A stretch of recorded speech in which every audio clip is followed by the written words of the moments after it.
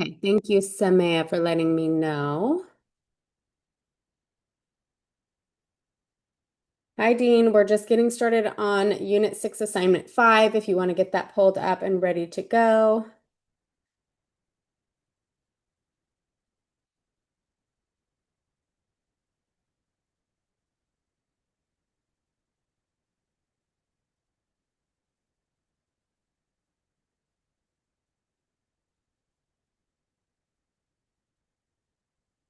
Okay, we're going to go ahead and get started. Number one, it says the goals scored by a football team in their matches are represented in the following dot plot. This question is throwing me off because football teams don't score goals, right? They score touchdowns. So I don't know why it's worded like that. If they were talking about football, like in Europe, it should have been spelled like football, right? I don't know. I'm not 100% sure, but this question's throwing me off. I'm gonna choose to ignore that. No, Dean, but if you want the extra credit, then class is mandatory for that. Okay, so looking at the dot plot, um, we have goals scored down here. So each of these red dots is going to represent one match. Okay, so we have matches that had 0 goals scored. We had one, two, three, four, five, six, seven. 7 matches where there were 0 goals scored. So in the frequency for 0, you're going to put 7. We had one, two, 3 matches where there was 1 goal scored. I'm going to give you guys some time to complete that table on your own. Hopefully you should do it. If you would, you should be able to do it. If you would like to pause before submitting, just to check your answers in a few minutes, I will put them up. But I want to give you guys some time on your own to complete it to see if we can get some confidence under ourselves.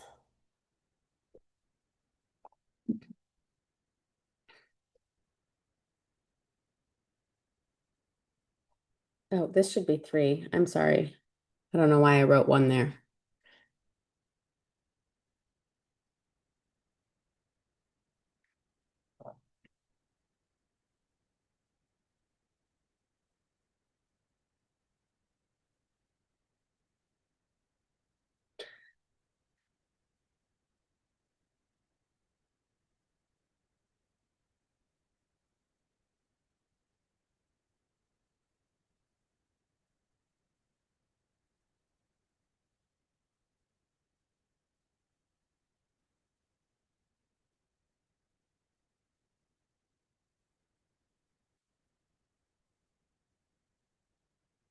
Okay. So I'm going to go ahead and fill in the table and you guys can check your answers. So goals scored. So games that had 2 goals scored, there was 9. 3 goals scored, there were 4 games. There were 9 matches that had 4 goals scored and 7 matches that had 5 goals scored.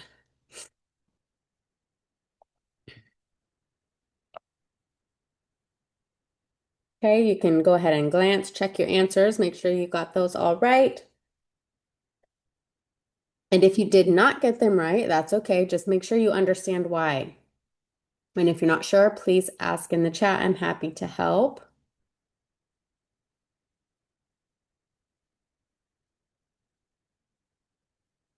All right, moving on to number 2.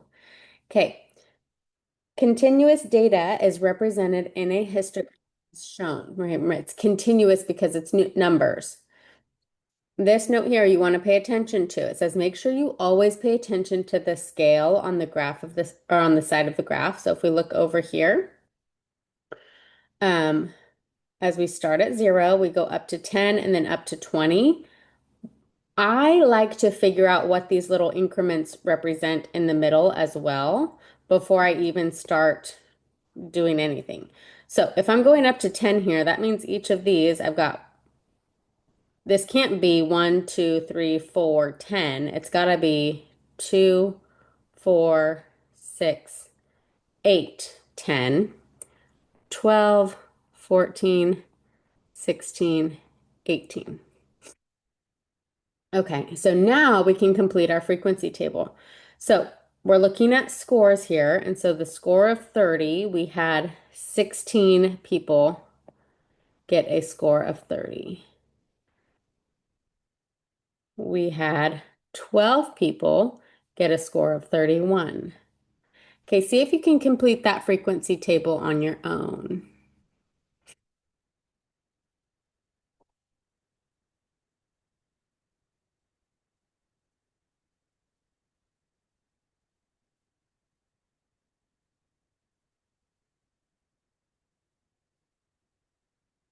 Perfect, Mariah. Thank you for sharing.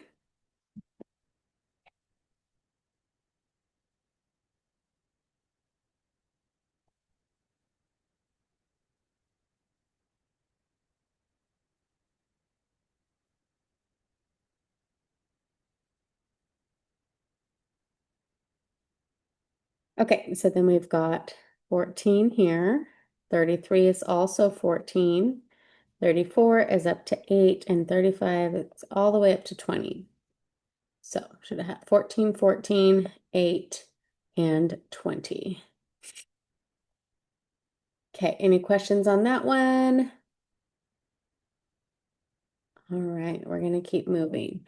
Number 3 says consider the histogram below showing the length of a number of phone calls. So this one might get a little tricky, so follow along. Don't get lost right now. Don't go look at your phone and get distracted because otherwise you might get stuck on this one. Okay, so looking at our graph down here, we have the length of the phone call in minutes. So we have 1 minute phone calls, 2 minute phone calls, 3 minute phone calls, 4 minute phone calls, five. So I'm looking at this, I'm saying, oh, five goes to the highest. So most phone calls for this person are about 5 minutes. Interesting. Okay. And then this side is the number of calls. So we had 7 phone calls that were 1 minute long. We had 5 phone calls that were 2 minutes long. We had 9 phone calls that were 3 minutes long. We had 11 phone calls that were, 11 phone calls that were 4 minutes long. See if you can finish the rest of that table. So we've got 7, 5, 9, 11. See if you can do those last 3 on your own.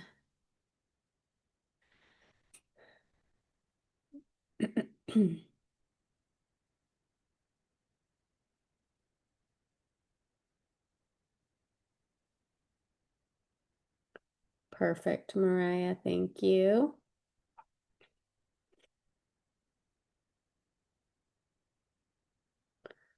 So we've got 12, 10, and 3. Okay. 3B says, what is the total number of minutes spent on phone calls? Okay, so the first thing someone might try to do is just add up these numbers here, but that's not going to work because this is not the number of minutes in a phone call. Remember, just this row alone means we had 7 1-minute phone calls. So we would have to multiply 7 times 1 because each of those phone calls was 1 minute, which would be 7. Let's look at the next one. We had 5 phone calls that were 2 minutes long. So 5 phone calls times the number of minutes. So now we've got 10. Hopefully you guys are following. This is the part where I was saying it might get a little confusing.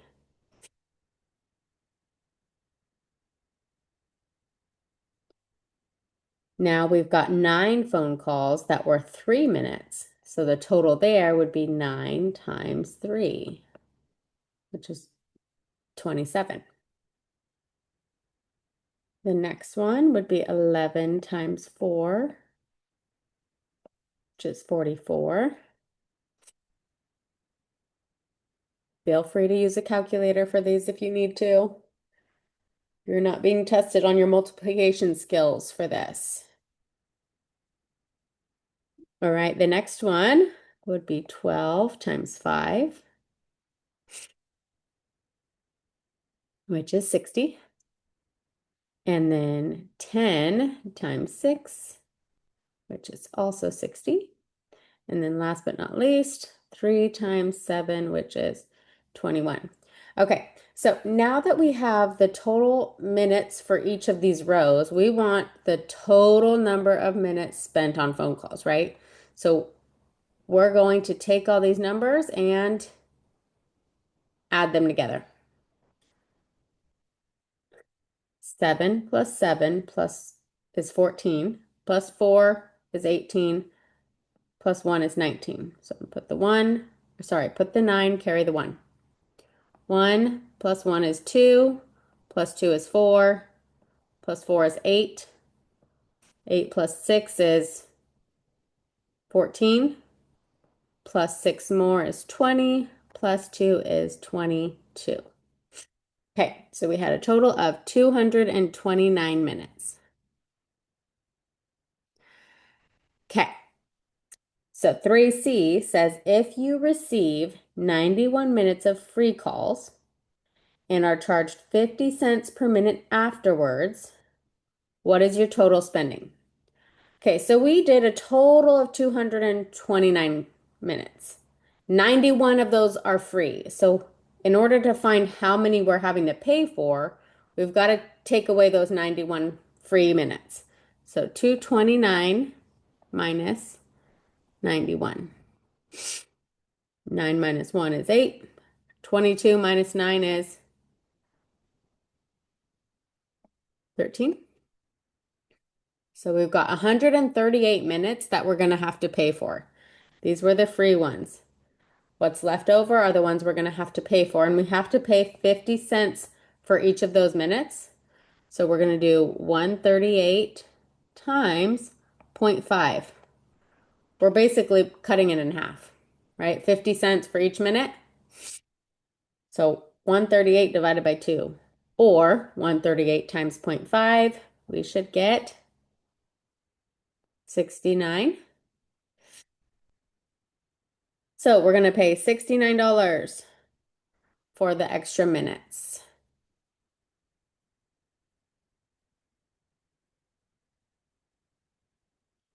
Any questions on that?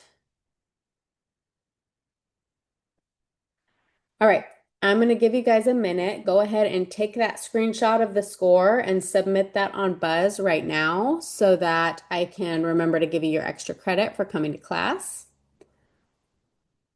This is my way of making sure that those of you who are coming are actually here, sitting at your computer, doing your work, and not just logging in and pretending you're here.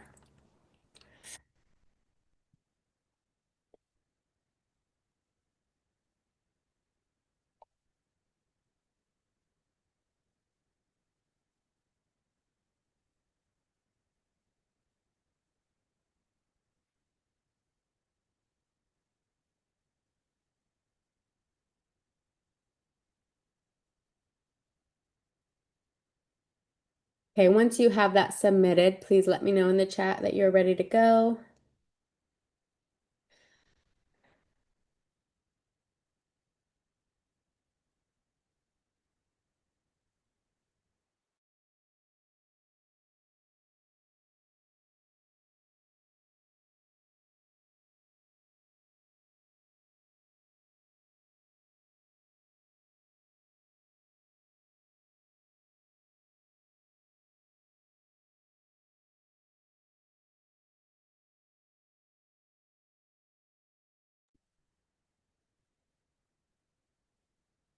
Thank you, Mariah. Give about 15 more seconds for anybody still trying to get that screenshot submitted. And then we'll get started on the next piece.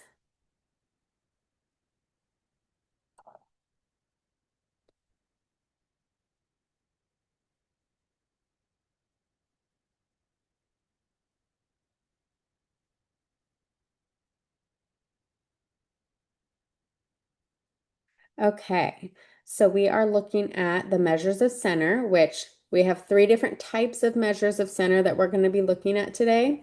We have the mean, the median, and the mode. All of these different things, these three types, basically tell us something about what we can expect from our data. Okay, so when you look at the mean, that gives you the average. So it says overall, this is basically what the average person in this group will receive if we're talking about scores. Okay, if we're talking about the average height of first graders, okay, they're going to take all those first graders and take their heights and see what's the expectation, where are most of them kind of sitting around. The median also gives you information about where that center might be. The median looks at if you have all of those heights from shortest to tallest in a row, which one is smack dab in the middle of that list. And then the mode just tells you which height do you see the most. If you had 15 kids who were 3'3" and the rest of them you had like three or four of them, then the mode would be the number that you have the most of. Okay, so we're going to kind of look at each of those in a little more depth so you kind of understand what I'm talking about. So the mean is what we'll start with. This one is the average of the data set. In order to calculate it, we're going to add up all the scores, and then we're going to divide by the total frequency. Okay, so let's do this example together. These ones are negative numbers, so here's a little practice on adding and subtracting negative numbers. So first, we're going to add up all of these scores. So they give us a list of scores. We're going to add them together. So we've got negative 14 plus 0 plus negative 2 plus negative 18 plus negative 8 plus 0 plus negative 15 plus negative 1. Okay, from here, I'm going to make this look a little bit easier to compute. The zeros, I don't really have to have in there, right? Because if we add 0 to something, it doesn't change. Then if you see a plus minus, that's just the same as minus. So we've got negative 14 minus 2. Here's another plus minus. Minus 18 minus 8 minus 15 minus 1. And if you want to plug this into your calculator, please by all means go ahead and do that. Since these are all taking away, these are all minus, we're going to be going in the negative direction, basically adding them all together, and then we know it's just going to be a really big negative number, right? So negative 14 minus 2 goes to negative 16. Negative 16 minus 18 is, let's see, negative 34. Yeah. Minus 8 is going to be negative 42.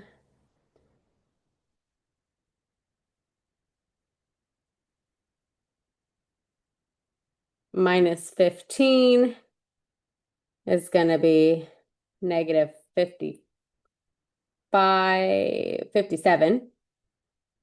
Minus 1 is negative 58. Okay, now, last step. We have to divide by the total frequency or the number of data points we have. So we have 1, 2, 3, 4, 5, 6, 7, 8 data points. So we're going to divide by 8. And 58 divided by 8, I can't do that in my head. So I'm going to pull up my calculator. 58 divided by 8 is 7.25. And that was a negative 58. So it's negative 7.25. That would be your mean or your average.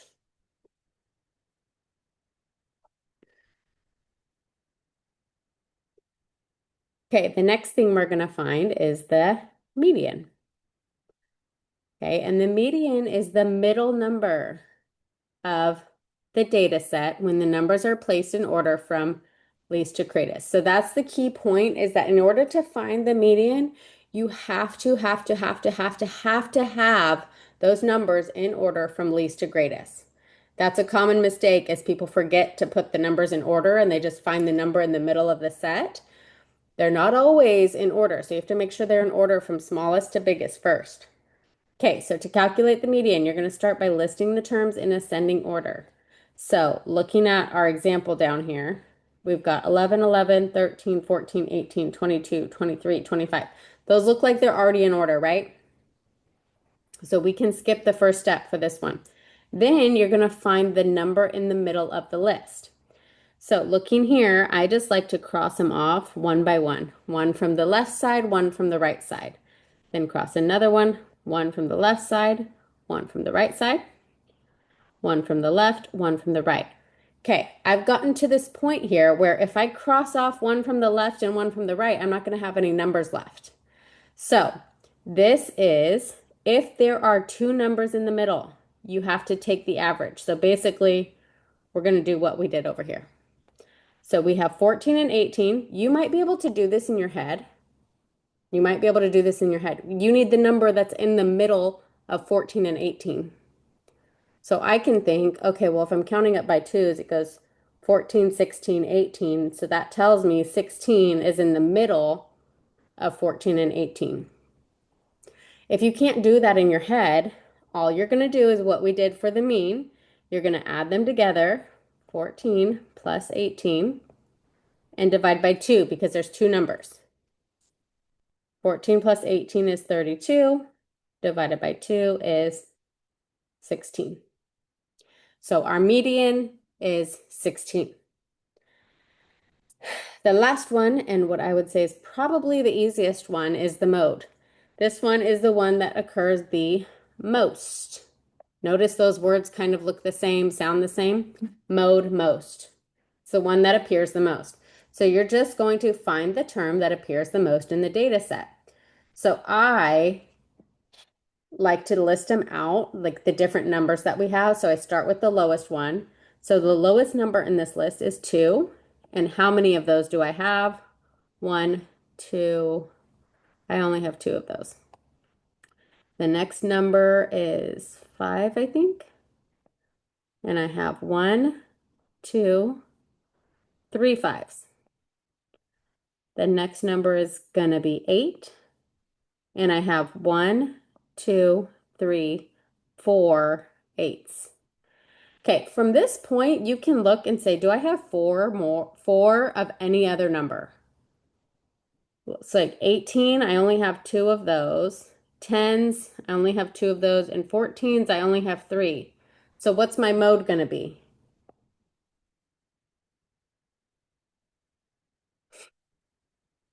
Which one do I have the most of? 8s. So my mode would be 8.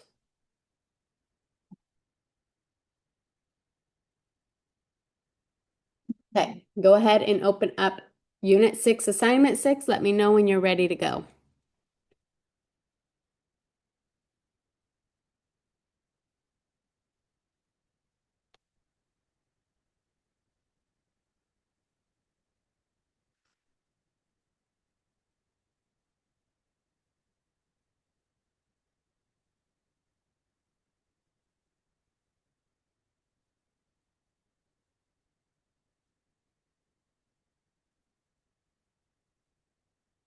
Thank you, Mariah. All right. We'll give you 30 more seconds to get that open.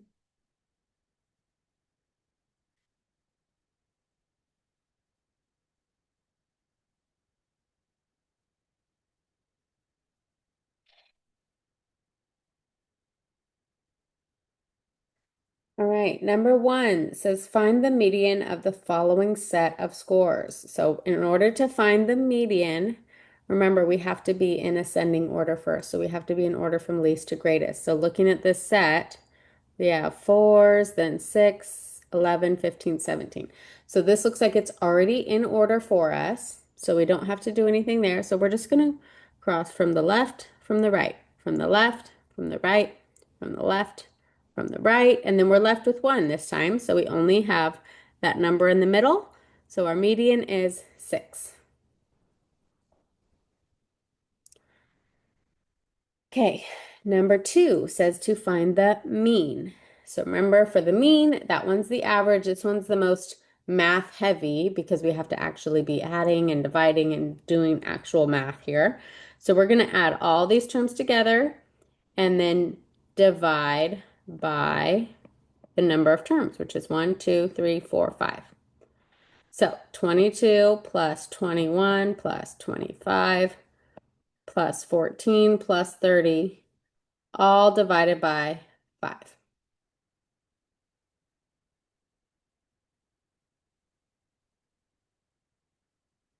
Yes, they all count as individual numbers. So yeah, you have to slash them one by one from each side.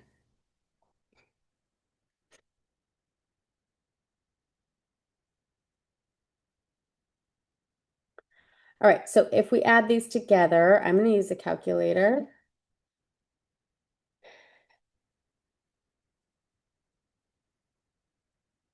22 plus 21 plus 25 plus 14 plus 30 equals, I got 112, and then we have to divide that by 5. And we get 22.4. So the answer here should be 22.4.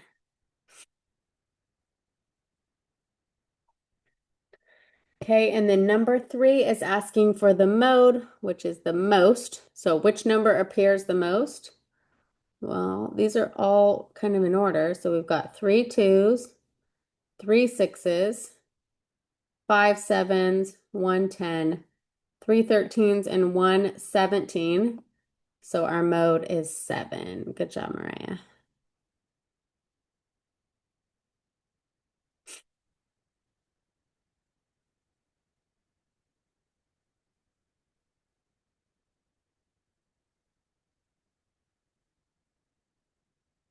All right, number 4 says a real estate agent wanted to determine a typical house price in a certain area. He gathered the selling price of some of the houses in dollars. Okay. 4A says calculate the mean house price. So we're going to add these all together first.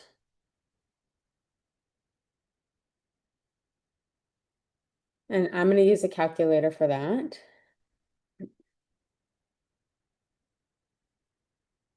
So we've got 308,000 plus 310,000 plus 324,000 plus 329,000 plus 340,000 plus 361,000 plus 392,000 plus 414,000 plus 452,000 plus 462,000.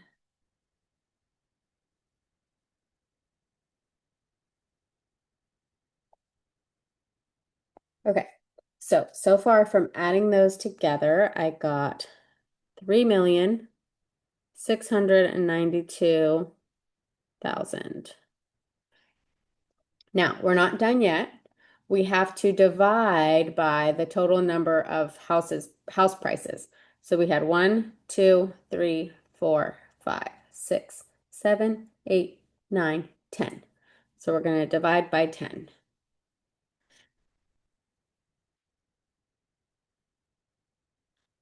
And the answer you get should look like it would fit in with this data. Okay, if you get something like 3 million again, then you're doing something wrong because your average or your mean should be something around similar to these numbers here. Okay, so I got 369,200. 369,200 goes there.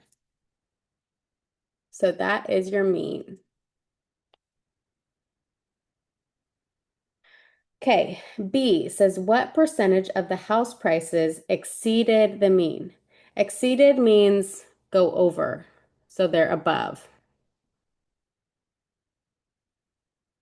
So what percentage of the house prices were above the mean? Well, our mean was 369, which would fall right here, right? So how many are above it? We've got 1, 2, 3, 4 that are above, and the total number of houses we had was 10. So 4 out of 10 are above that mean price, right? So if we wanted the percentage, we just do that division, and it should be, yes, Mariah, perfect, 0.4, which is 40%.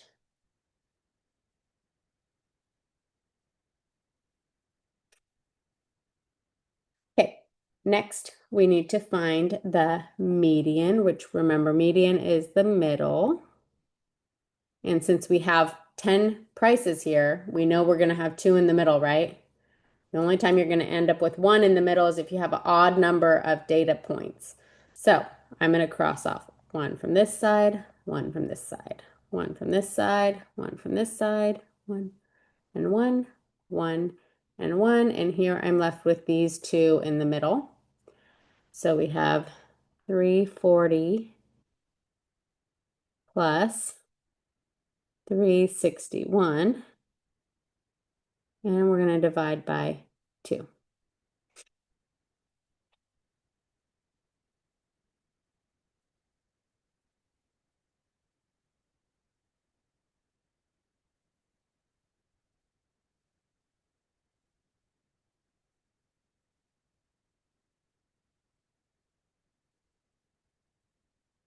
$340,000 plus 361,000 equals 701,000. And we got to divide that by 2. And we get 350,500.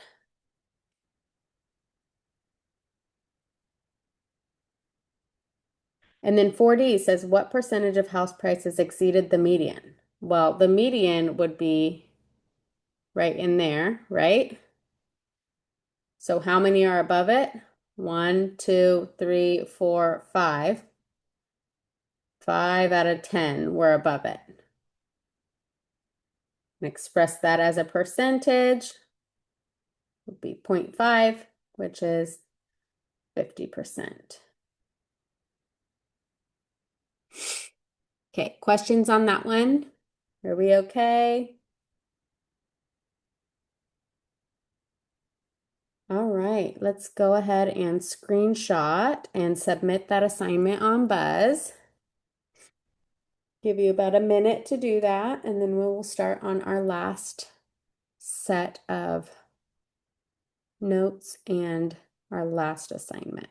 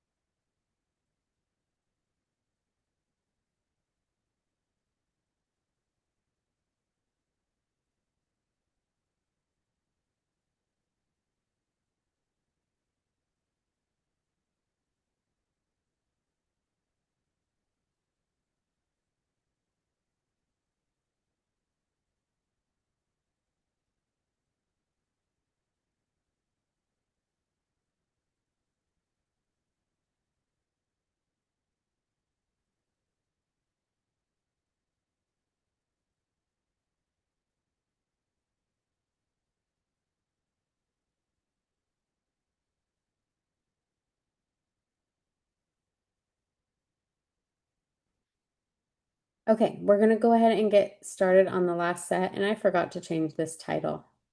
This one is box plots and measure of spread. So in that last section, we were looking at measures of center, trying to figure out what was most likely going to happen, what we could expect. Then this section, we're going to be talking about how spread out our data is. So do we have a wide variety of numbers, or are we all pretty close together, and what's going on? So um, the first thing we're going to look at is the range. The range tells us how much space or spread there is between the highest and lowest numbers in the data set.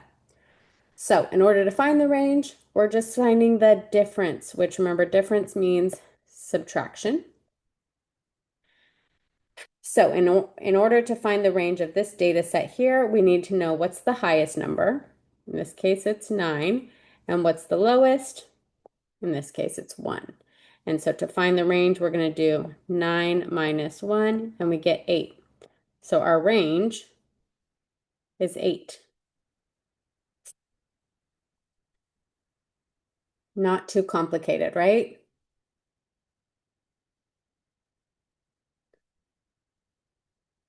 Okay, box plots are a little bit different.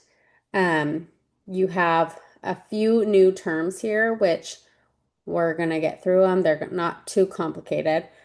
This one, the lower extreme, is the same as the minimum. So it's just the lowest number.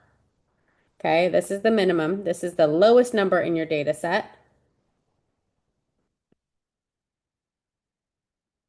And the upper extreme is the maximum or the highest number. So we just looked at those two, right? When we found the range, we needed the highest and the lowest. Those are the two endpoints of your box plot. Your median, again, that's your middle number. This box plot is basically a summary of what happened in your data. So it's not giving you all of the numbers in your data set, it's just giving you the most important ones. Your lower quartile is basically the middle of the lower half. And we'll do an example so you'll see what I mean by that. And then your upper quartile is the middle of the upper half.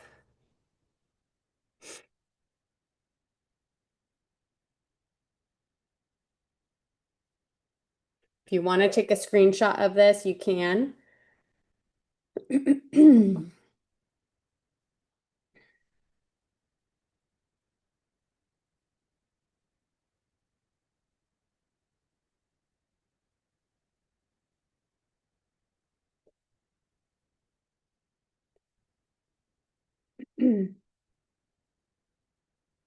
So looking at the example on the right, looking at that box plot, we have to find a few things. What is our minimum, which is our lowest? It's going to be this one here, which is at 3. Our maxima is our high. It's this one here, which is at 18. The next thing it asks for is the range, which is just the difference between those two, right? So it would be 18 minus 3, so it would be 15. The median, again, is that middle line, the line that's in the middle of your little rectangle. In this case, it's 10. And the inner quartile range is basically the range inside of your box.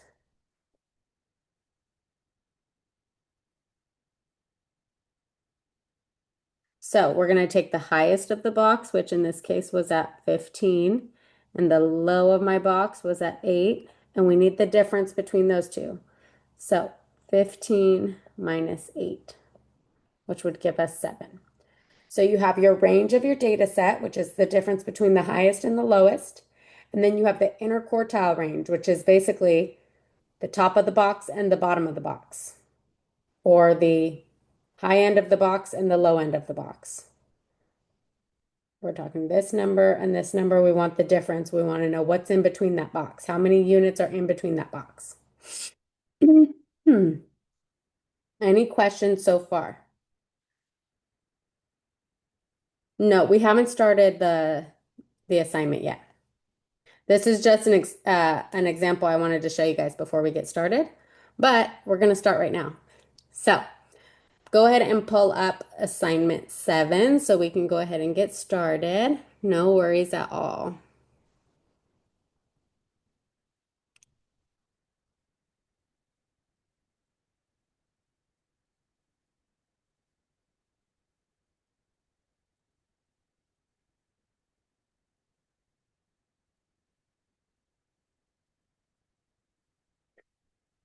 All right.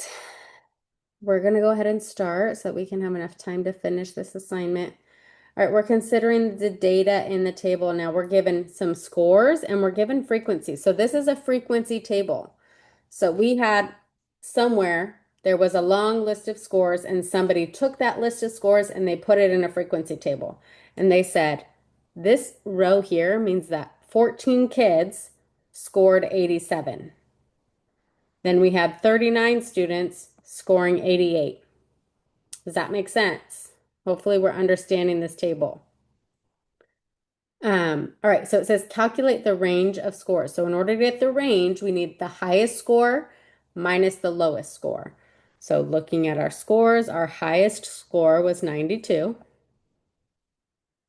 And we're going to subtract the lowest score, which was 87. So our range of scores is 5.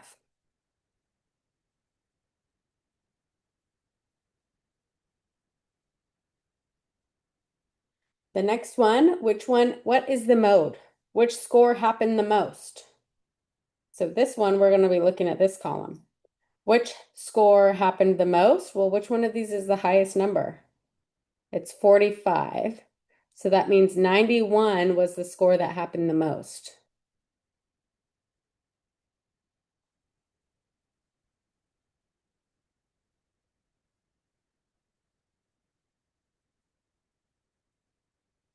Are we okay here? Any questions? Feeling good? Okay. All right, number 2. Here we're given a box plot. It says find each of the following. So we need to find the minimum. So what's our lowest number? We're going to look at this end.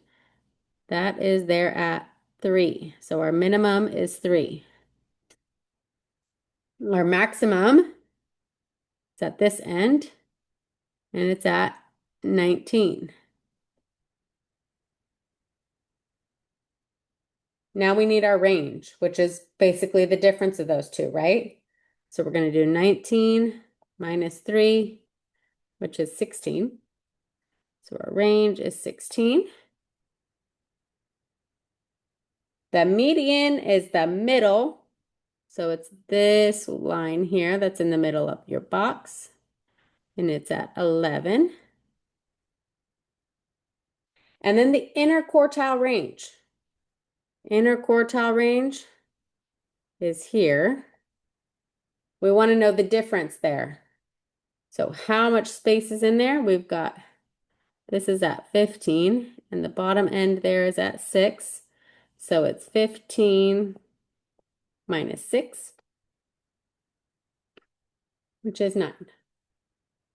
So the inner quartile range is 9.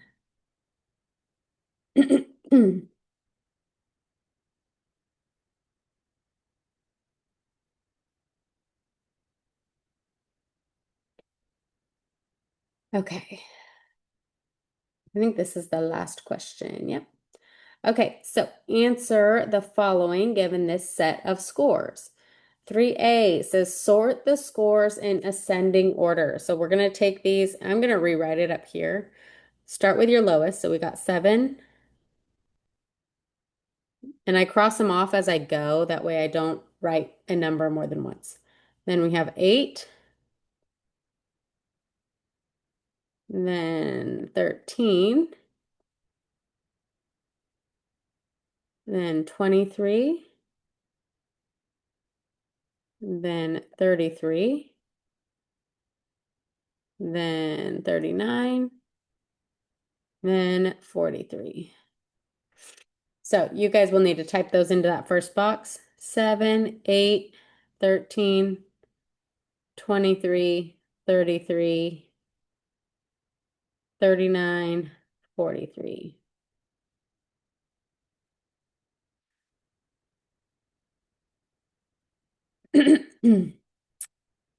3B says find the number of scores. Okay, how many scores did we have? We had 1, 2, 3, 4, 5, 6, 7.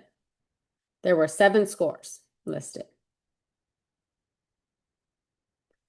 3C says find the median. Remember, median is the middle. So I'm going to take these scores and I'm going to, instead of crossing them off this time, because I still want to see my numbers after this, I'm just going to put a check mark above them. So one on this side, one on this side, one on that side, one on that side, that side, that side. So my median is 23.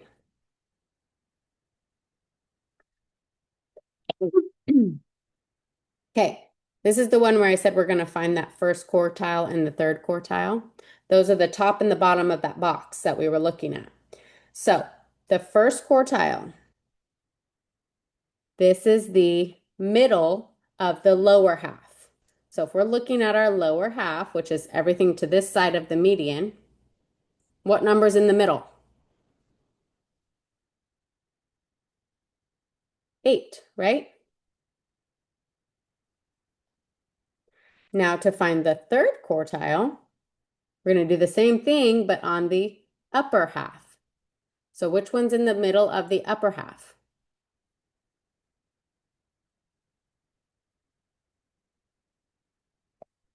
39, right? And then to find the interquartile range, we just need the difference of those two. So 39 minus 8, which is 31. So 3F should be 31.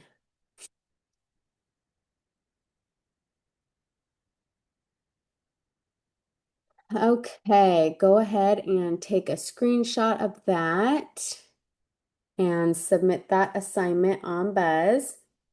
And I will be getting your extra credit in there as soon as I see those. If you have any questions today, I will stick around and help with whatever assignments you might be missing, or if you need help finding your assignments, or if you need help with anything for this class, I will be here. Otherwise, I'm going to go ahead and let you guys go today. And then next week, I will be going in and checking assignments. And if I have something I want you to stick around and work on, I will let you know. But for today, I'm just here if you want to stick around and get work done or need help with something. Otherwise, you guys are free to go.